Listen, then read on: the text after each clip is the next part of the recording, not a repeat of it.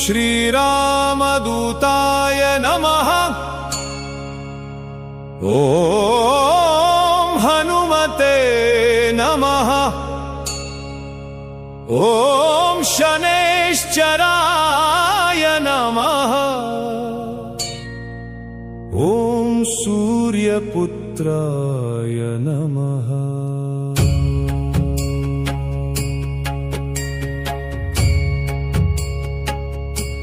मनोजवं मारुततुल्यवेगं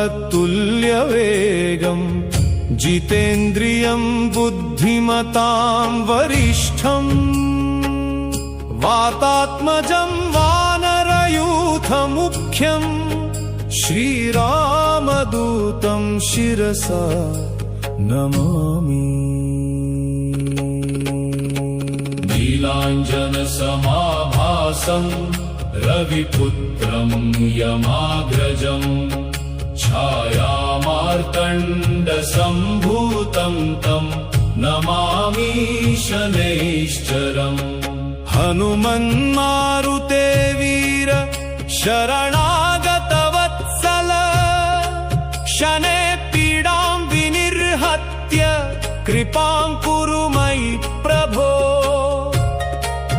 शनैश्चर महादेव सूर्यपुत्र दयानिधे कर्मदोषान् विनिर्मुच्य शान्तिं देहि शनैश्चर। अतुलितबलधामम् हेमशैलाभदेहम्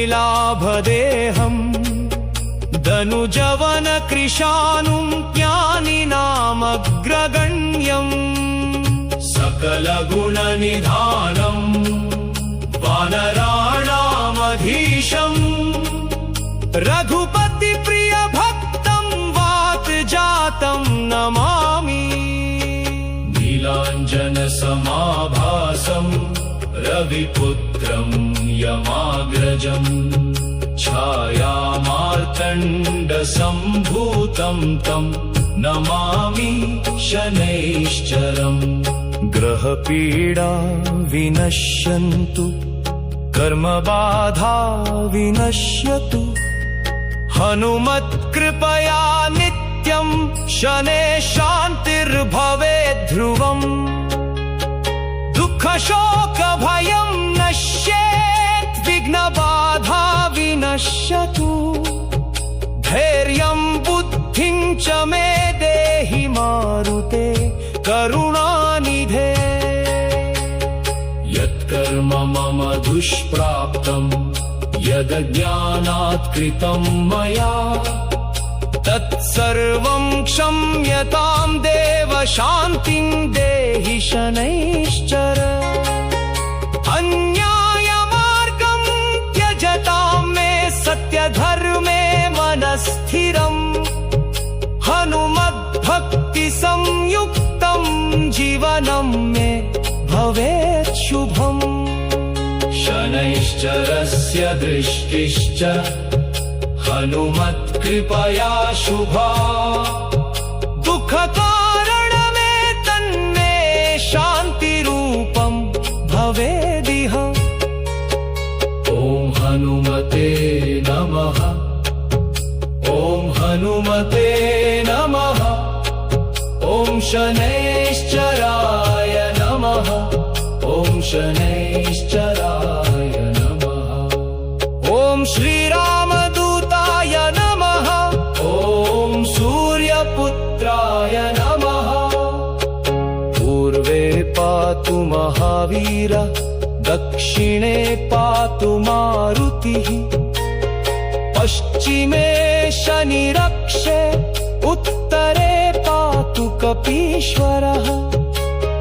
सर्वतो मां सदा पातां हनुमान् शनैश्चरौ भयशोकविनिर्मुक्तं जीवनं मे भवेत् शुभम्।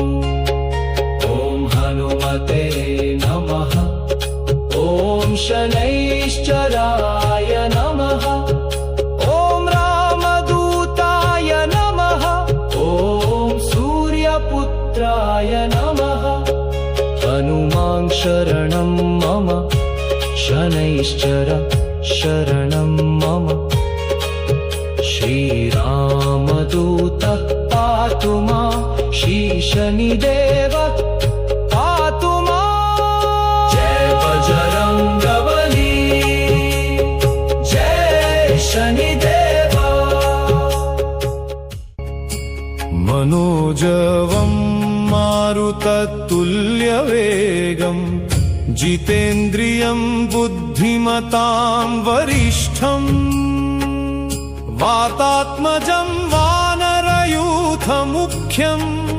श्रीरामदूतं शिरसा नमामि नीलाञ्जनसमाभासं रविपुत्रं यमाग्रजं छायामार्तण्डसम्भूतं तं नमामि शनैश्चरम् हनुमन्मारुते वीर शरणागतवत्सल शनै पीडां विनिर्हत्य कृपां कुरु मयि प्रभो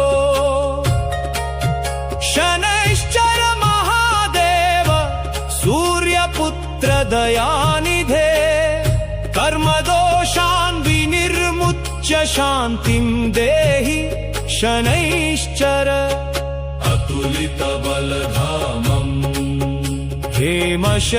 हेमशैलाभदेहम् दनुजवनकृशानुं ज्ञानिनामग्रगण्यम् सकलगुणनिधानम् वानराणामधीशम्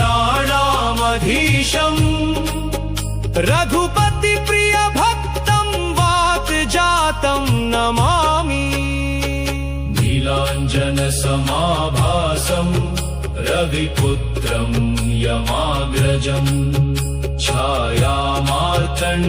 छायामार्तण्डसम्भूतं तं नमामि शनैश्चरम् ग्रहपीडा विनश्यन्तु कर्मबाधा विनश्यतु हनुमत्कृपया नित्यं शनैः शान्तिर्भवेत् ध्रुवम् दुःखशोकभयं नश्येत् विघ्नबाधा विनश्यतु धैर्यं बुद्धिं च मे देहि मारुते करुणानिधे यत्कर्म मम दुष्प्राप्तं यदज्ञानात् कृतं मया तत्सर्वं क्षम्यतां देव शान्तिं देहि शनैश्चर अन्यायमार्गं त्यजतां मे सत्यधर्मे मनस्थिरम्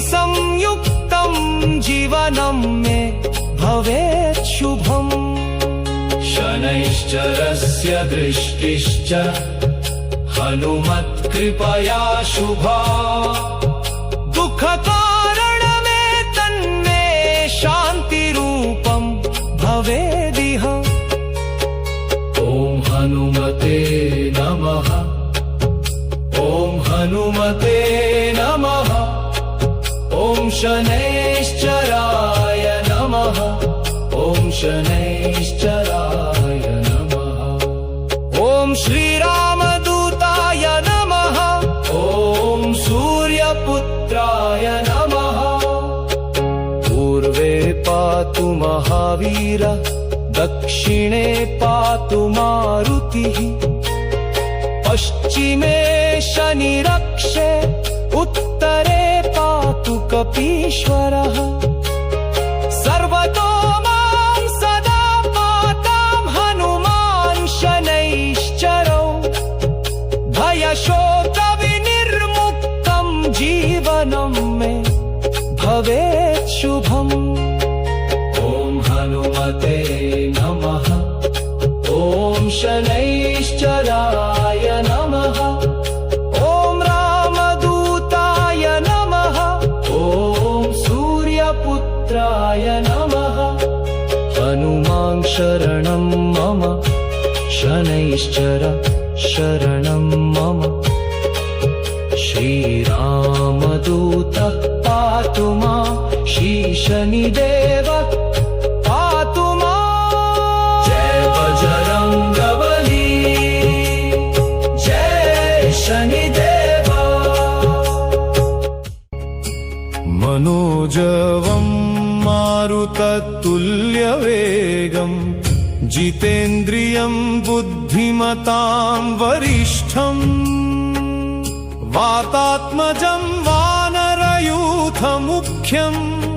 श्रीरामदूतं शिरसा नमामि नीलाञ्जनसमाभासं रविपुत्रं यमाग्रजं छायामार्तण्डसम्भूतं तं नमामि शनैश्चरम् हनुमन्मारुते वीर शरणागतवत्सल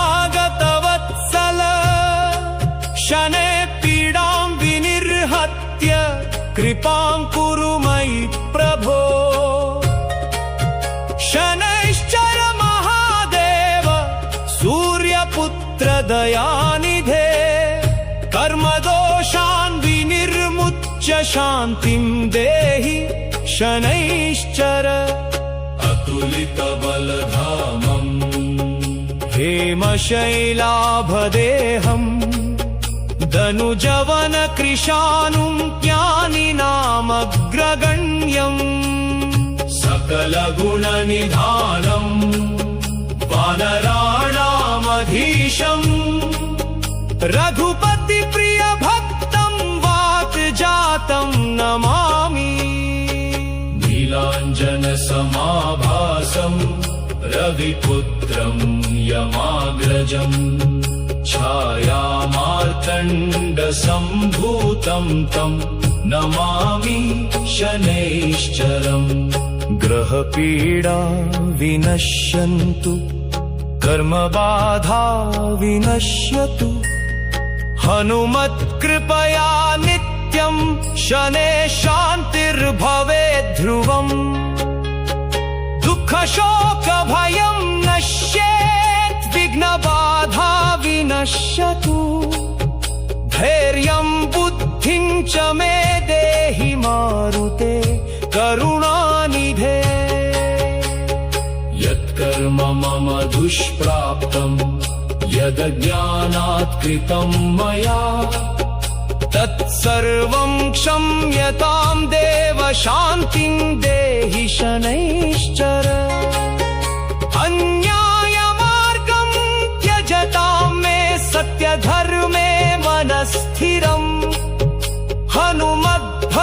हनुमद्भक्तिसंयुक्तं जीवनं मे भवेत् शुभम् शनैश्चरस्य दृष्टिश्च हनुमत्कृपया शुभा दुःखकारणमे तन्मे शान्तिरूपं भवेदिह ॐ हनुमते नमः ॐ हनुमते नमः ॐ शनैश्चराय नमः ॐ शनैश्चराय नमः ॐ श्रीरामदूताय नमः ॐ सूर्यपुत्राय नमः पूर्वे पातु महावीर दक्षिणे पातु मारुतिः पश्चिमे शनिरक्षे उत्तरे पातु कपीश्वरः सर्वतो मां सदा पातां हनुमान् शनैश्चरौ भयशोकविनिर्मुक्तं जीवनं मे भवेत् शुभम् ॐ हनुमते नमः ॐ शनैश्चराय नमः ॐ रामदूताय नमः ॐ सूर्यपुत्राय नमः हनुमां शरणं मम शनैश्चर शरणं मम श्रीरामदूतः पातु मां शीशनिदेव